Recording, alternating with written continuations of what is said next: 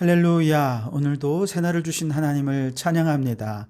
오늘도 말씀을 나누는 이 시간 성령님께서 우리와 함께 해주셔서 말씀이 이해되고 깨달아지고 믿어지는 역사가 있게 되기를 주님의 이름으로 축원합니다. 오늘 우리에게 주시는 하나님 말씀은 잠언 24장 3절 4절 2절 말씀입니다. 하나님의 말씀을 경청하시기 바랍니다. 집은 지혜로 말미암아 건축되고 명철로 말미암아 견고하게 되며 또 방들은 지식으로 말미암아 각종 귀하고 아름다운 보배로 채우게 되느니라. 아멘. 오늘도 이 말씀을 통해 우리에게 주신 하나님의 음성을 듣게 되기를 바랍니다. 자, 오늘 말씀에 보면 집을 짓는데 지혜로 집을 짓고 명철로 견고하게 되고 지식으로 그 방을 아름다운 보배로 채우게 된다. 그렇게 말씀을 하시죠. 그러고 보면 우리가 집 한 채를 짓기 위해서는 집을 짓기 전에 많은 생각을 해야 됩니다.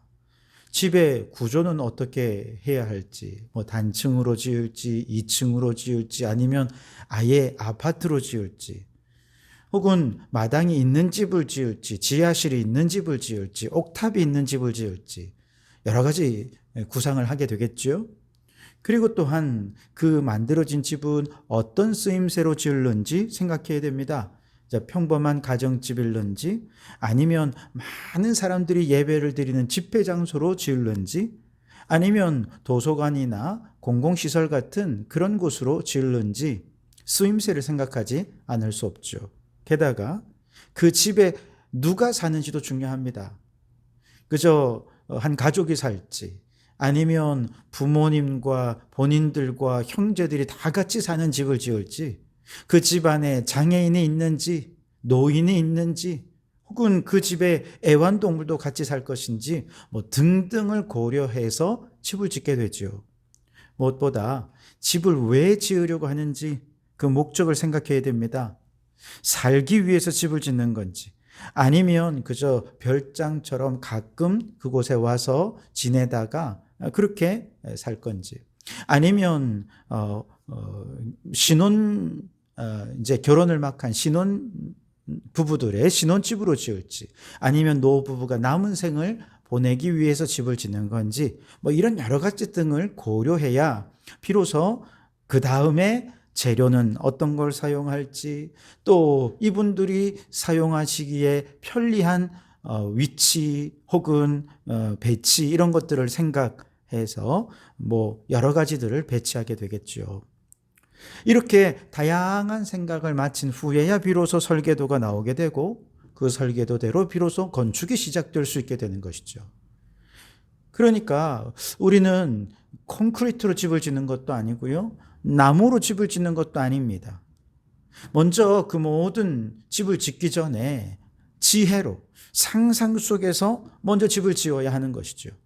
그 상상이 현실의 집으로 구현될 수 있는 것이죠. 그런 면에서 오늘 말씀은 집은 지혜로 짓는다 하는 말씀은 틀림없는 진리의 말씀입니다. 우리 인생의 집도 마찬가지죠. 인생의 집을 지을 때 학벌도 중요합니다. 학위도 중요합니다. 직장과 직위도 혹은 신분도 다 중요해요. 그래서 사람들은 그런 하나하나의 재료들이 집을 짓는 전부라고 생각하면서 그 재료를 모으기 위해 올인합니다만, 그러나 실제로는 그렇지 않아요.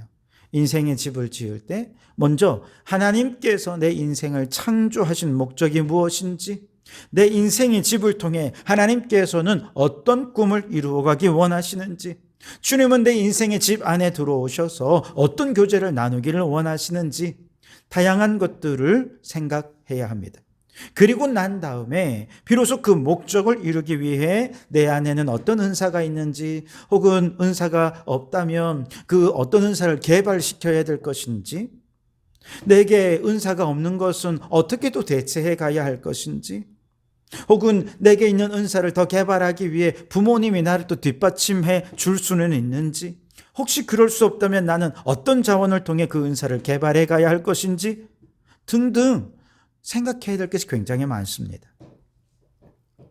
그렇게 목적을 향해 한 걸음 한 걸음 은사를 개발하며 나아가다 보면 학벌이나 학력이나 혹은 직장이나 직위나 신분 이런 것들은요, 따라올 수 있고 혹은 그렇지 않을 수도 있습니다. 다시 말해서 집은 재료로 짓는 것이 아니라 지혜로 짓는다 하는 것이지요. 그런 면에서 우리 인생의 집도 먼저 창조주 하나님께서 나라는 존재를 창조하시고 이 땅에 보내신 목적이 무엇인지를 바로 아는 것, 바로 이 지혜를 통해 인생의 집을 지을 수 있는 것이죠. 이 지혜가 없으면 아무리 화려한 학력과 학위와 재력과 능력이란 재료를 가지고 있어도 그 집은 그냥 무허가 건물에 불과할 것입니다. 이 세상 사람들이 볼 때는 멋지고 화려한 집인 것 같지만 하나님이 보실 때는 그저 무허가 판자촌에 불과할 뿐입니다. 자, 그렇다면 어떻게 해야 우리 인생의 목적을 알 수 있습니까? 바로 하나님이 우리 인생을 향해 주신 하나님의 뜻을 계시해 주신 하나님의 말씀, 성경 말씀을 보면 알 수 있어요. 그런 의미에서 성경 말씀은 우리 인생의 집을 지을 수 있도록 하나님께서 주신 인생의 설계도다, 그렇게 이야기할 수 있겠습니다. 그래서 매일 성경을 읽고 묵상하며 설계도를 잘 보고 말씀대로 순종하며 설계도를 따라 살아간다면 하나님의 창조의 목적에 합당한 인생의 집을 짓고 지혜로운 자로 살아갈 수 있게 될 줄 믿습니다. 여러분, 인생의 집은 지혜로 짓는 것입니다. 그러니 외향적인 어떤 것, 재료가 뭐냐 생각하지 마시고 먼저 하나님께서 내 인생을 향한 목적이 무엇인가 말씀 속에서 깨달아 아는 참 지혜가 있기를 주님의 이름으로 축원합니다. 두 번째로 명철로 그 집이 견고하게 된다 말씀하셨어요.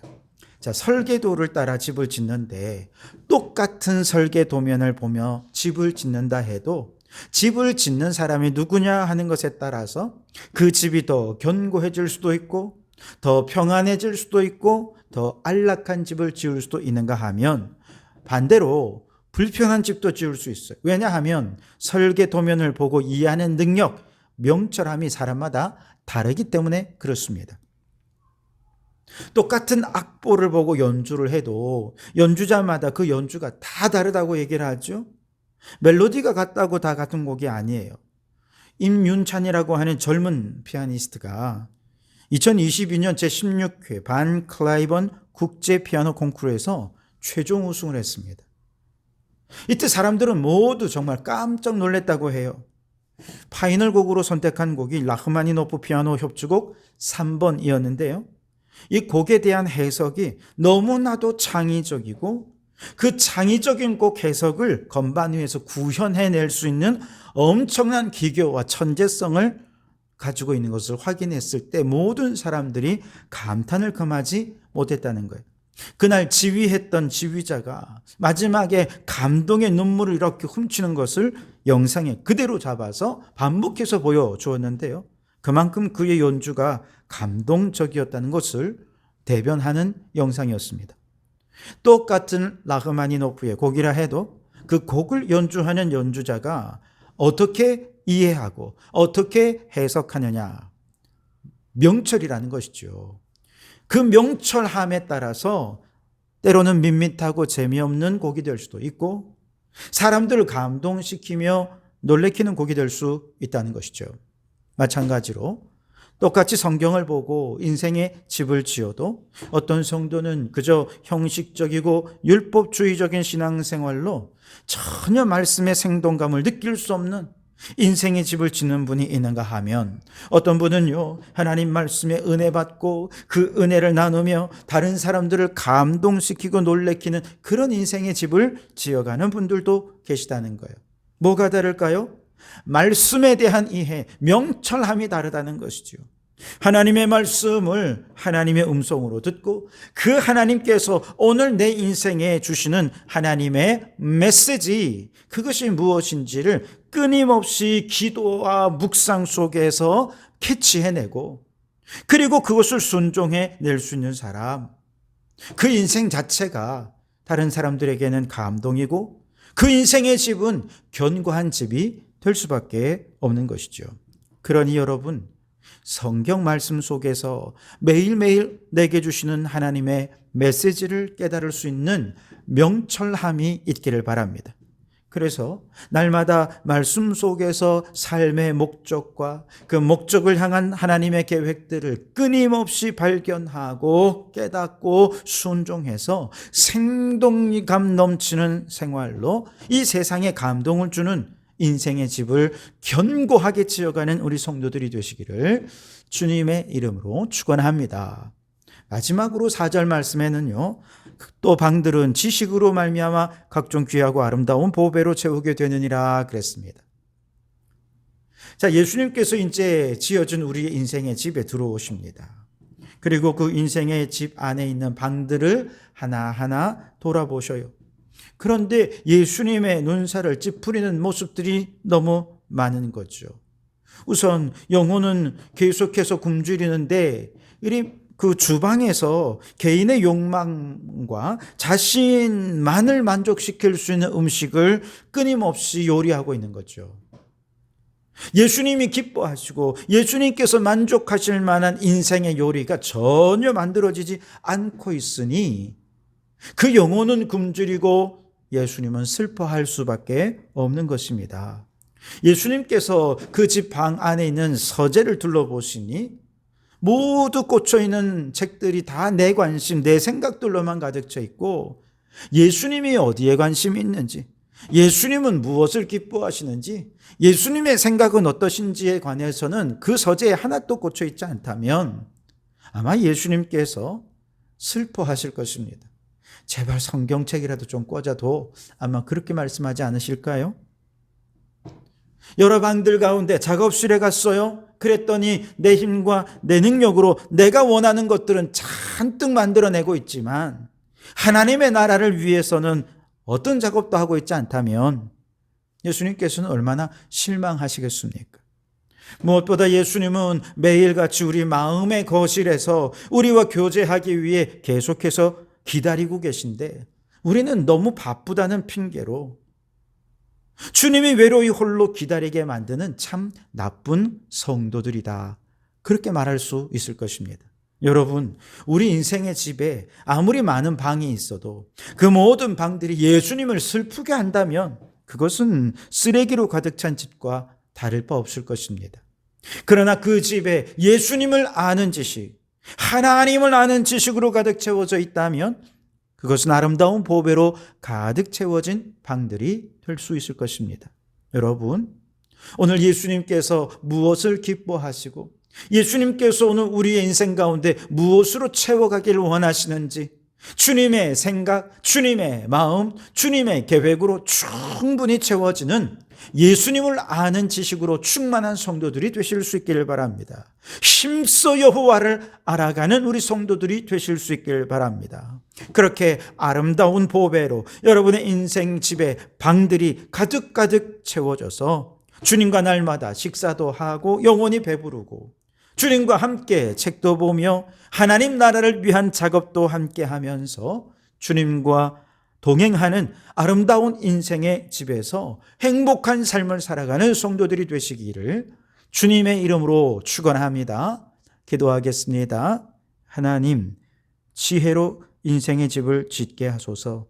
하나님이 우리를 창조하신 목적을 성경 말씀을 통해 분명히 알게 하시고 그 목적에 합당하게 인생의 집을 지어가게 하옵소서. 주님, 성경 말씀을 온전히 깨달을 수 있는 명철을 주시옵소서. 그리하여 성경 속에서 하나님의 음성을 듣고 주님의 메시지를 따라 인생의 집을 견고하게 튼튼하게 만들어가게 해 주시옵소서. 주님, 우리 인생에 여러 방들이 있습니다. 그 모든 방마다 예수님이 기뻐하시는 보배로운 것들로 가득 채워지게 하옵소서. 예수님을 아는 지식으로 충만하게 하옵소서. 그리하여 하나님 보시기에 아름다운 인생의 집을 짓고 주님과 함께 동행하는 행복한 삶을 누리게 해 주시옵소서. 예수님 이름으로 기도하옵나이다. 아멘.